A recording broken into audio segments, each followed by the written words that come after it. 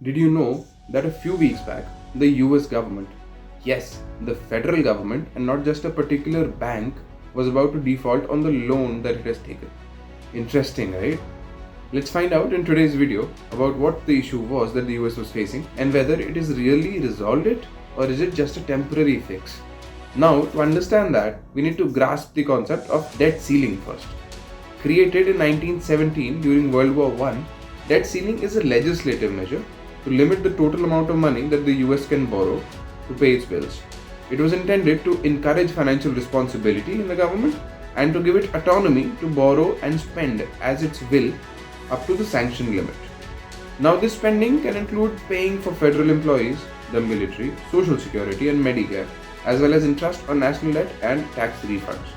As per the financial year 2022 data, the highest contenders of government spending were social security and health sectors, the spending being $1.22 trillion and $914 billion in each area respectively.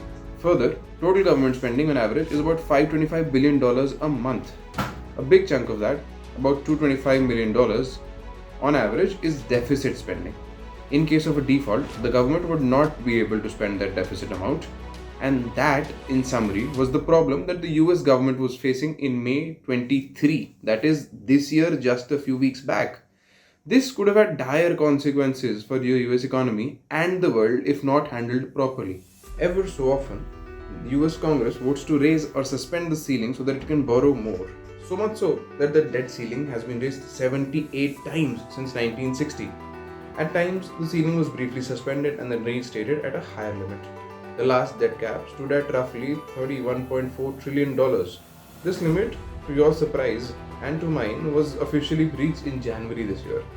But the Treasury Department used extraordinary measures to provide the US government with more cash to meet its obligations.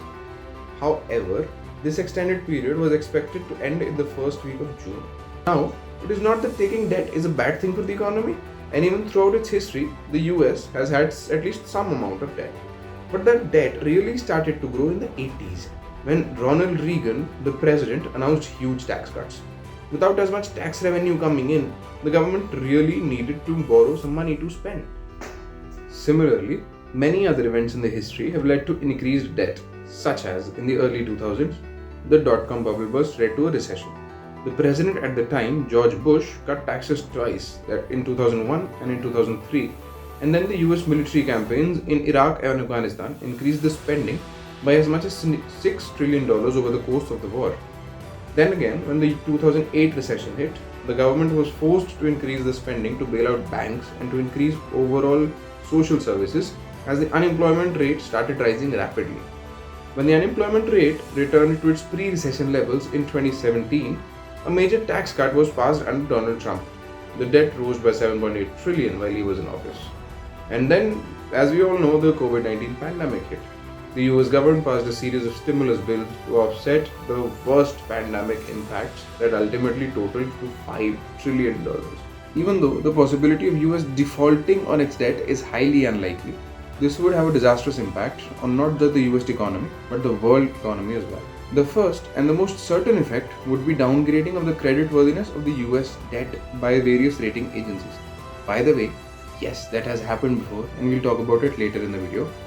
Now, this will increase the borrowing cost because of the increased risk to the investors. Second, Goldman Sachs has estimated that a debt breach would immediately halt about 1/10 of the US economic activity. Further, this will lead to loss of millions of jobs and in addition could divert money away from much needed federal investments such as infrastructure, education, and healthcare. Experts say that a US default could wreak havoc on global financial markets as well. The creditworthiness of the US treasuries has been a significant factor to increase the demand of US dollars, making it the world's reserve currency. Any hit to that confidence, whether from the default or any uncertainty surrounding it, yes, even the uncertainty could potentially weaken the dollar. Now, for those who are not from a commerce background, let's understand this with a very simplified example. Suppose you have 1000 rupees, you want to invest it, and there are two investment options: a slightly risky asset with high return and a US debt security with comparatively lower returns. Let's suppose you are a risk-averse investor and you want to safely invest your money in the US securities. For that, you will need to buy dollars first and then use those dollars to buy the securities. This action of yours will increase the demand of the dollars and appreciate its value. Now suddenly, if you're not confident about US's creditworthiness to pay your money back, you will want to sell your securities and further sell the dollars received from the transaction to purchase, say, your rupees back. This will lead to outflow of money from the US economy and further lower the investor confidence and the demand of the US dollars, resulting in lowering its value. This can be very disastrous. As per the latest IMF data, more than 50% of the world's foreign currency reserves are held in US dollars. If the US dollar suddenly weakens, the countries would move towards other currencies such as euro, pound, or even the Chinese yuan. This would be catastrophic for the American currency. Very interestingly though, if we look into the past, US does have an instance of a very close brush with debt default. This was in 2011 when a debate broke out between the President Barack Obama and the congressional Republicans. The Congress eventually did reach a deal to raise the debt ceiling, but just 2 days before the date that the Treasury estimated it would run out of money. This triggered the most volatile week for the US stocks since 2008 financial crisis, and the credit rating S&P Global downgraded the US's creditworthiness from AAA for the first and the only time ever.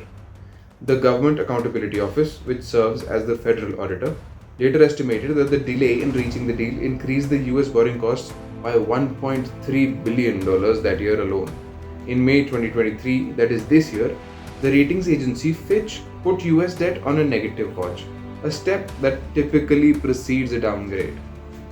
Many experts agree that raising the debt ceiling over and over again is not a sustainable solution in the long run. As per an IMF article, three key considerations stand out for countries deciding whether to take on new debt.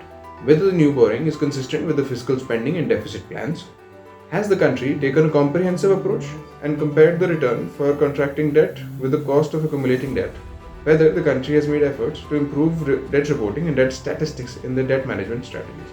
The need of the hour is to start discussing ways to reduce debt or at least bring down the debt to GDP ratio of the US, which currently stands at 128%, finding more sustainable ways to fund government policies and obligations.